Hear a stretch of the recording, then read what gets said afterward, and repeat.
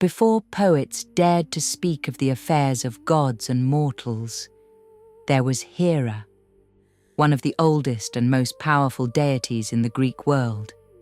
To the Greeks, she was far more than the jealous queen of popular retellings. She was a sovereign in her own right, a goddess who ruled long before Zeus got his thunderbolt. Though later poets softened or distorted her image, the earliest traditions reveal a goddess of immense dignity, strength, and cosmic responsibility. Tonight, we step into the world of Hera, the true Hera, not the caricature shaped by later storytellers, but the ancient goddess of power, sovereignty, and divine order. This is the story of the Queen of Olympus, whose authority shaped the heavens long before mortal memory began.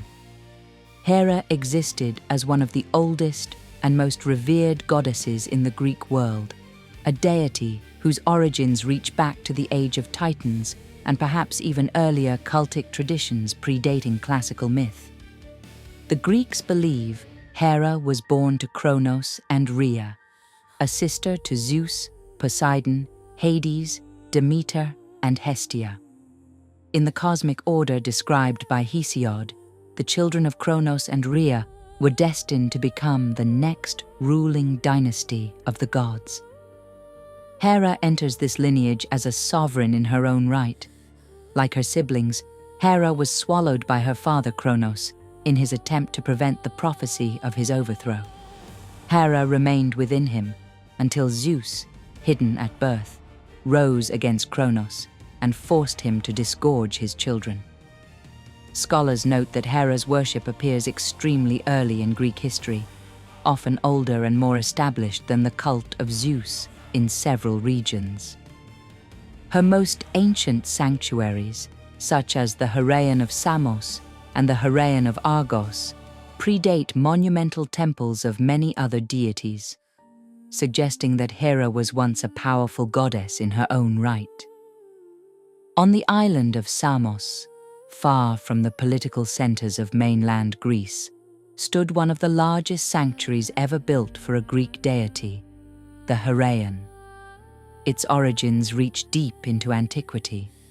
Archaeological layers reveal that the temple we see today was not the first. Beneath it lie the remains of several earlier sanctuaries, stretching back to at least the 8th century BCE, and possibly earlier still. Long before the Olympian myths were fixed in poetry, this site was already sacred. Some scholars believe the Hera worshipped here preserved echoes of an older Aegean goddess, a figure associated not only with marriage, but with fertility, sovereignty, and the cycles of the earth itself.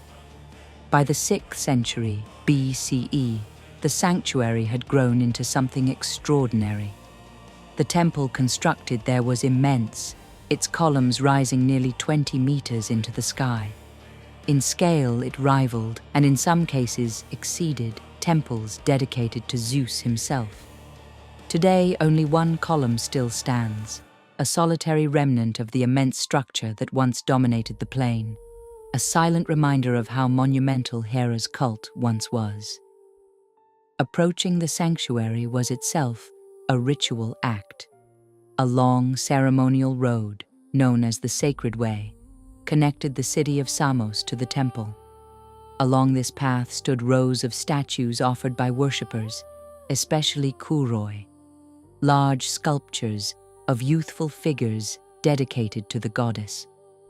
Walking this road meant moving through a landscape of devotion, each statue marking the presence of those who had sought Hera's favor. Excavations have also revealed something remarkable about the sanctuary. Offerings arrived here from far beyond Greece.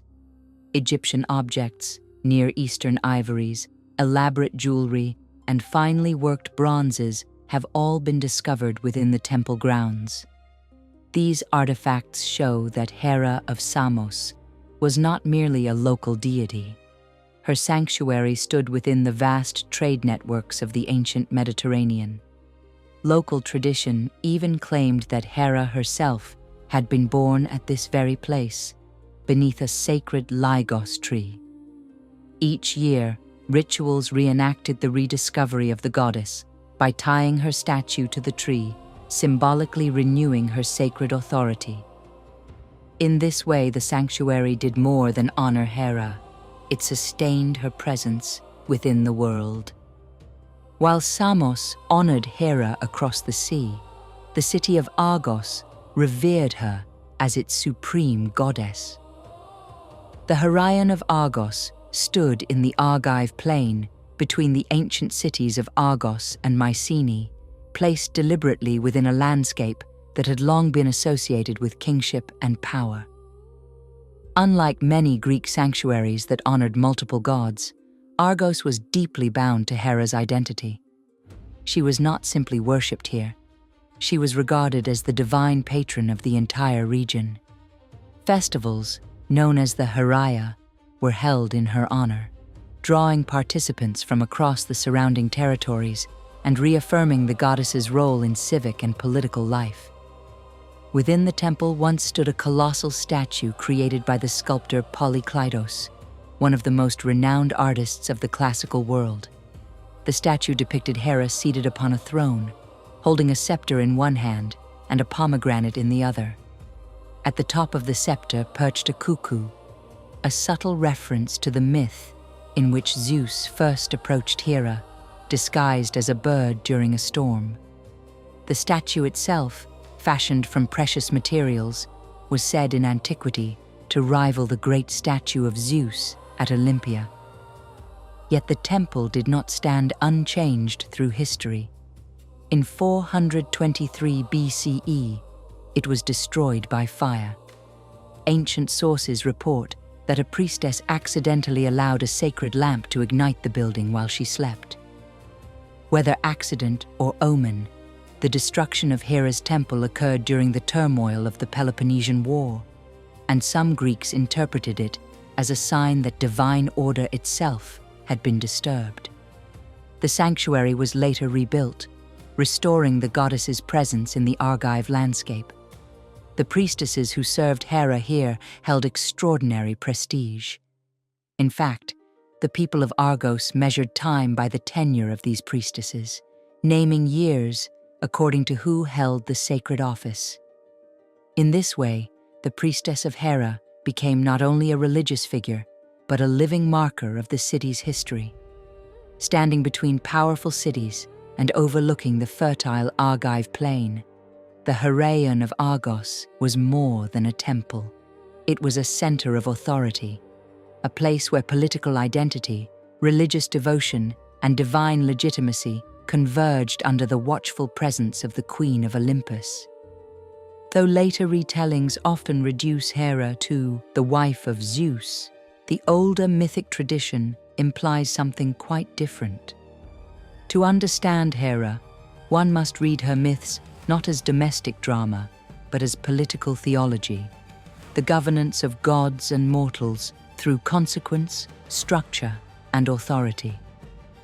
Hesiod describes the union between Hera and Zeus as hieros gamos, the sacred marriage between sky and earth, between divine masculine authority and divine feminine sovereignty. Hera is not merely a participant in Olympus, she is its structure. She governs the bonds that hold the divine world together, the laws, the oaths, the legitimacy of rule, and the sacred order upon which the cosmos depends.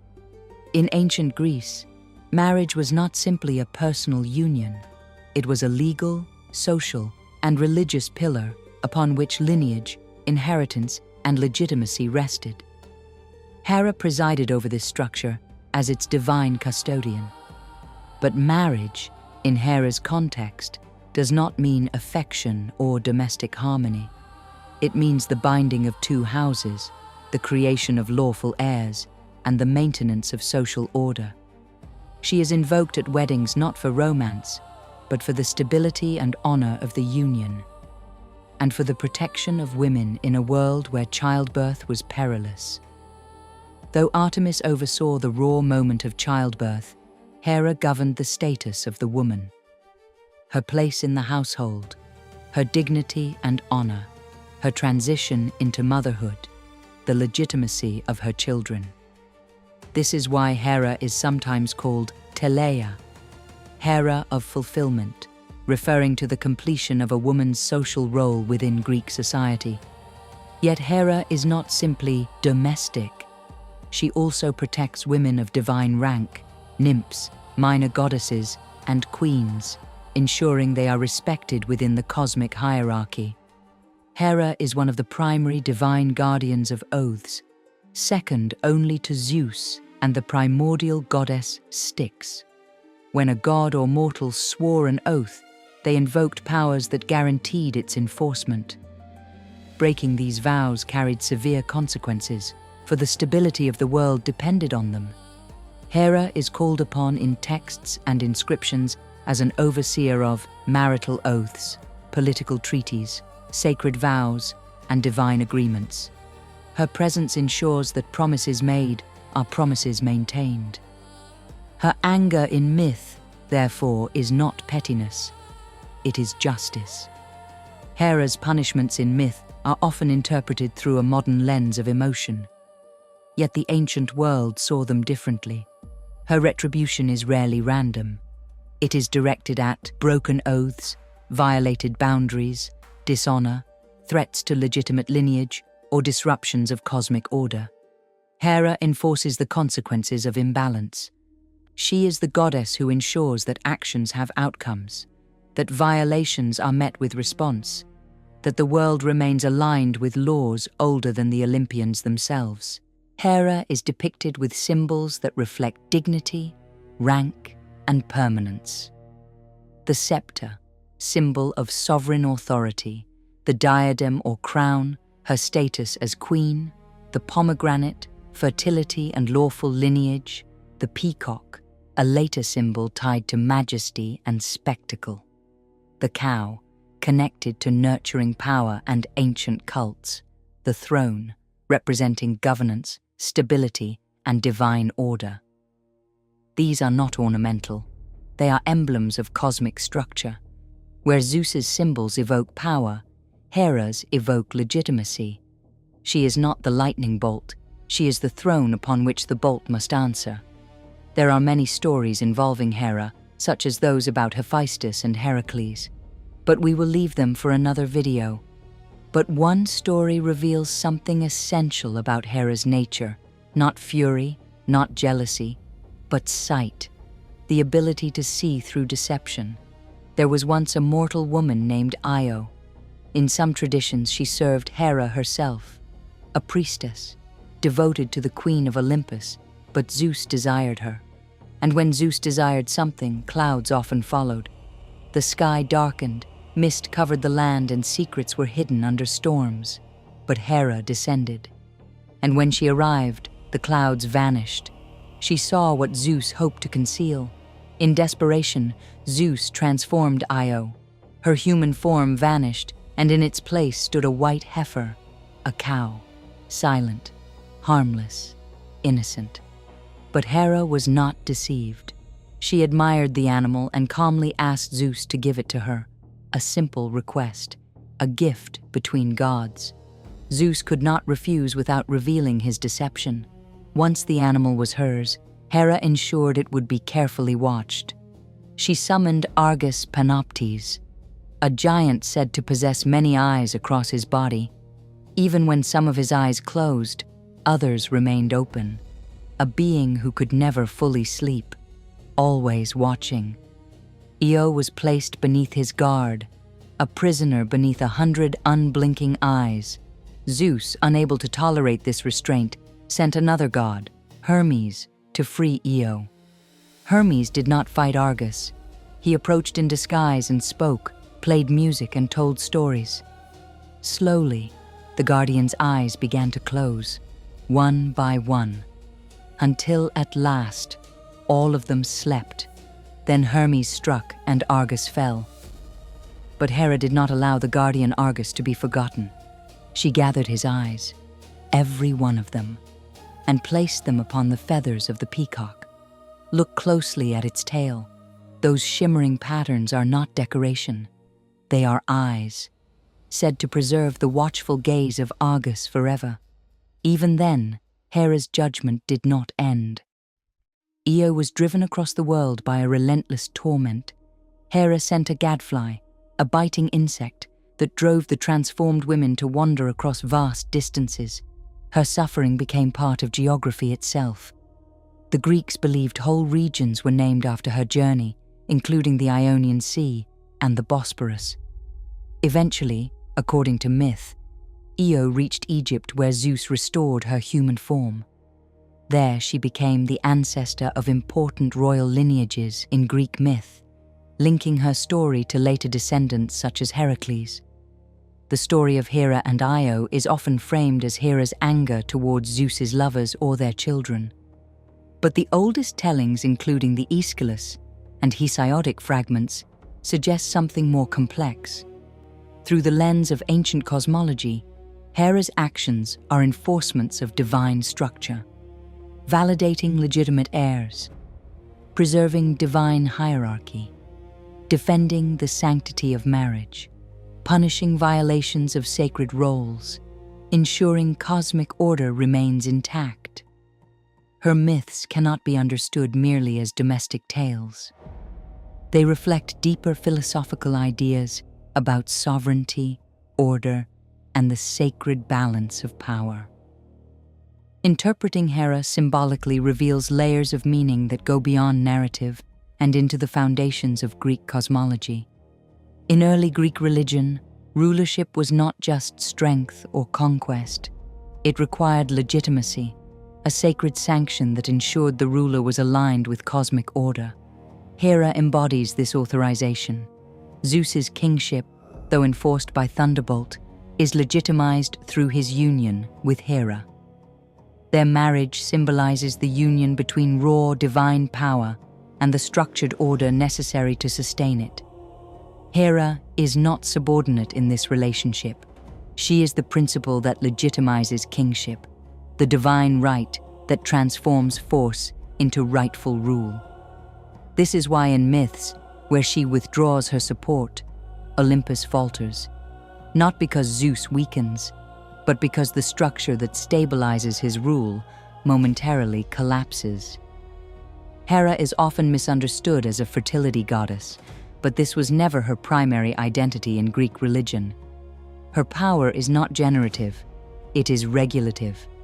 She represents the feminine principle not of creation, but of governance. In a pantheon dominated by elemental forces, thunder, sea, fire, war, Hera embodies the force that organizes and legitimizes these powers. To understand Hera's true standing in Greek religion, one must look not only to myth, but to the temples, rituals, and ancient sanctuaries where her presence was honored for over 1,000 years. Long before poets wrote of Olympus, long before the epics reshaped divine personalities, Hera stood at the center of some of the oldest and most prestigious cults in the Greek world. Her worship reveals a goddess not of domestic sentiment, but of public order, civic identity, and sacred governance. Hera's offerings were symbolic of dignity, renewal, and household legitimacy. Pomegranates, fertility, lawful lineage, and abundance. Cows, nurturing power and ancient cult ties. Perfumed oils, symbols of prestige and queenship. Garlands and wreaths, honoring her as a divine bride. Fine textiles, representing domestic order and prosperity. These offerings highlight her dual identity as both queen and protector of household structure. One of the most fascinating rituals associated with Hera was the Daedala festival, held at Plataea in Boeotia. According to tradition, when Hera once withdrew from Zeus in anger, the gods crafted a wooden image, a daedalon, to reconcile them. The festival reenacted this reconciliation. A wooden effigy was adorned as a bride. A ritual marriage procession followed. The effigy was burned atop a great pyre, symbolizing the restoration of harmony between divine masculine and divine feminine principles.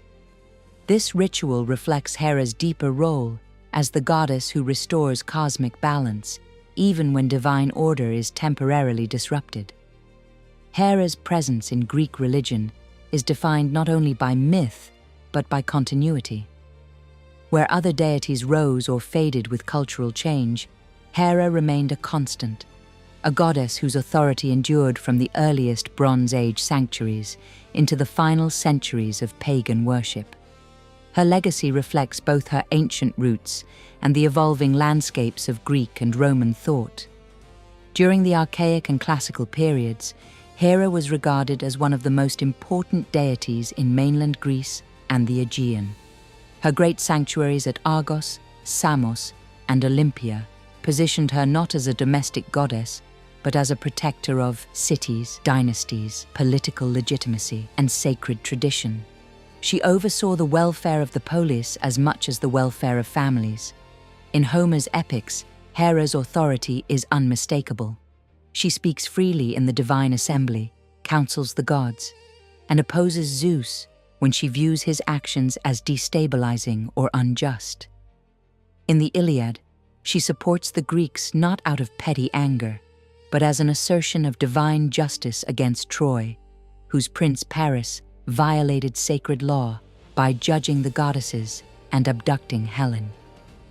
Hera in Homer is politically astute, strategic, and crucial to the unfolding of divine will. She navigates power with the insight of a goddess who understands the consequences of imbalance.